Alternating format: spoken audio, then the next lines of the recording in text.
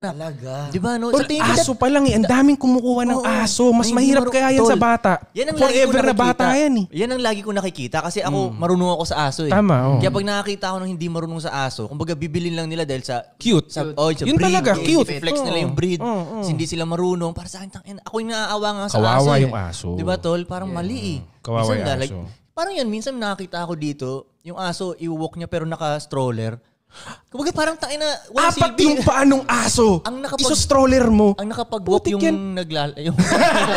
Siya yung winok ng aso. O kaya yung mga nag-walk tas sila yung nakasunod sa aso.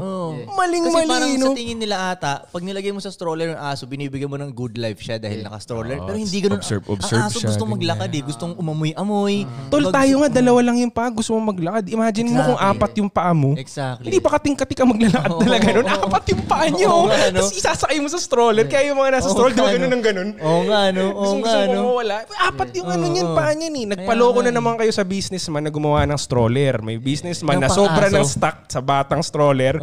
Binenta niya ngayon. Para sa aso to. O yan, nauto kayo ngayon. Tol, sobrang... Unless may injury Unless may injury yung aso. Sa business ng aso nga, tol, madali talagang bentahan yung mga peking dog owners eh. Correct. Yeah. Kasi kung ano-anong bibili nila para dun sa aso eh, di ba tol? Pero yung mga marunong na dog owners talaga, parang yun, yung mga kapitbahay namin sa Sorrento, hindi nga nila alam na magaling silang dog owner eh. Natural lang sila magpalaki ng aso. Kaya rin sila buboy. Andiyan yung aso nila. Kasama nila sa court. Tumambay. Walang problemang inaano yung aso nila. Tingin ko kasi yung mga ganitong tao, wala silang capacity i-spoil yung aso. So, ang mangyayari, tama tuloy yung pagpapalaki nila. Kasi ang aso, hindi mo naman sinuspoil eh. Aso yan eh. Totoo yun. Totoo. Mas mamahalin ka niya kung itatrato mo siyang aso. Totoo. Yung aso ko nga, pag nilagay mo sa kama, ayaw eh. Kasi tinrain ko siya mabuti na ang kama para sa tao, ang lapag para sa aso. Pag nilagay mo siya sa kama, aalis siya. Hindi katulad ng ibang aso, tatalon pa sa kama mo. Oo, totoo. Kasi tinrain mo siya, makipagyakap-yakapan ka dun sa kama mo. Aso yan, dog. Like, come on, bro. Hindi naliligo yan araw-araw. Lalagay mo siya sa kama mo. Totoo. Come on. Diba? So, I think yung mga nag-aaso lang bigla, masyadong mabilis yung decision making nila na hindi nila pinag-isipan. Tingnan nyo, ano ang kaisa-isang bibilhin mo kapag mag-aaso ka? Ano yung pinaka-importanting kailangan mo talaga? Pagkabili mo ng aso, ito yung dapat nasa bahay mo na. Pagkain. Hindi nila nire-research. Anong bibili ng tao pag bumili siya ng aso? Anong klaseng pagkain? Dog food. Ang dog food, canned. Para kang bumili ng corned beef na canned para sa anak mo, tapos papakain mo sa kanya araw-araw.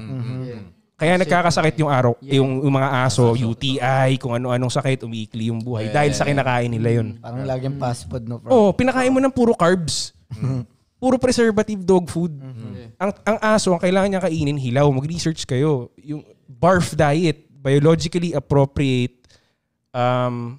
nakalimutan ko, food. Raw food. Biologically appropriate raw food. Nakakita na ba kayo ng aso na nagluluto? Nakakita na ba kayo ng aso na nagsasaing?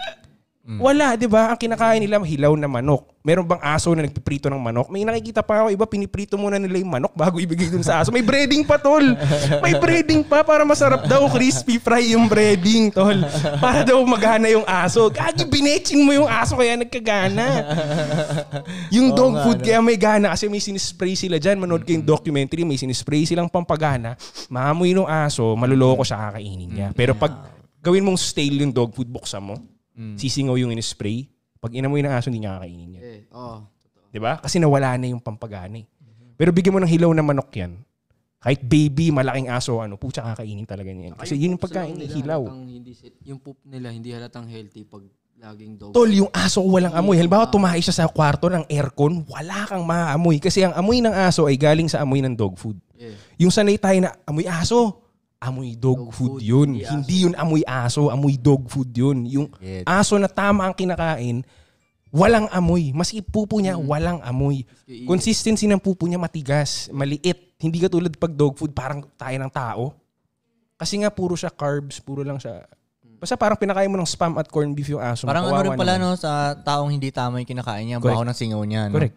No? Oh, tama. Kaya alam ko agad na parang iba yung ano nito. Right. Iba yung kinakain niya. No? Mali-mali kinakain nito. Natutunan ko to sa mga expert na may dog school sa Amerika. Isipin mo tol yung aso ng isang inaaral ko. 22 years old yung aso niya, bro. Damn. Chihuahua. Kanyang kaliit na chihuahua. 22 years old, bro. Ilan ba lifespan ng mga ganun, bro? 9? 8? 9 to 15. Tapos mga napaabot ganyan. niya ng 20. 22. 15. 22 nang naglalakad ng maayos yung aso ha. Hindi yung parang nakachill lang. Hindi. Kasi Granny dahil na sa yun, kinakain. Granny na. Granny na yung aso niya. Talaga. Pero dahil sa kinakain nga, lagi sa kinakain. Yung aso nga hindi nagbubulbul yung ano. Di ba problema ng mga husky, nagbubuhol tsaka naglalagas ng buhok. Yung sa akin hindi. Walang amoy, hindi sinusuklayan pero hindi naglalagas yung buhok. Kasi tama nga lang din yung ginagawa ko. Pati yung pagpapaligo ng araw-araw, yan, nagturo na ako sa aso. Kasi dami mali. Yung ligo ng araw-araw, sobrang mali yun. Tinatanggal niyo yung natural oils ng aso. Kaya lalong bumabaho kasi nagpo-produce lalo ng oil yung aso. Kasi tinanggalan mo natural eh. Ang mali kasi ng ibang owners, tol, parang ginagawa nilang human yung aso. Akala nila parang human. Gagawin nilang ganun. Kaya, yun, papaliguan araw-araw, di ba? Sa totoong hindi naman, yung mga wolves nga, hindi naman naliligo, araw-araw yun sila. Hindi nga naliligo yun. Di ba? Oo, di ba? Oh, kapag pag tama yung kinakain nila, natural oils yung lalabas, maganda yung buhok nila, maganda yung amoy nila.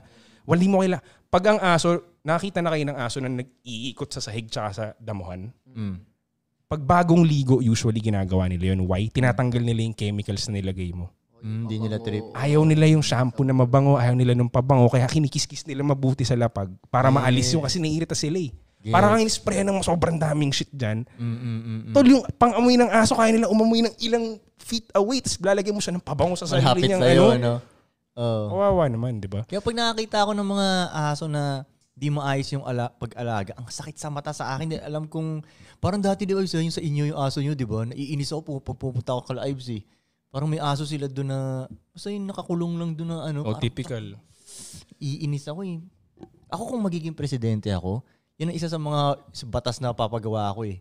Papalayain ko lahat ng mga asong. Yung nakakulong lang na aso. Yung di ba may mga asong gano'n, buong buhay silang nakakulong lang, buong buhay nakatali. Yun, iaanoin ko yun, palalayain ko yung mga yun. Gagi kung naiintindihan lang ako ng lahat ng aso ngayon, buboto ako ng mga yun.